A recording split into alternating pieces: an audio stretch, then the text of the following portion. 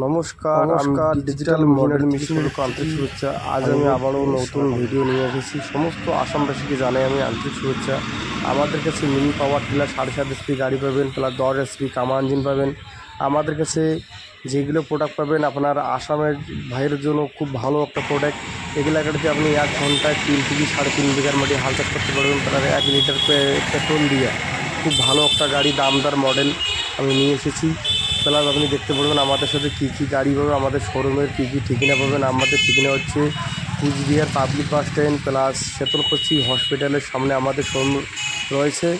আপনি দেখতে পারবেন আমাদের শোরুমে যোগাযোগ করলে আমাদের স্ক্রিনে নম্বরে আপনি কল করবেন। আমি আজকের বিষয়ে আপনাকে ঘোষণা আমি জানাচ্ছি।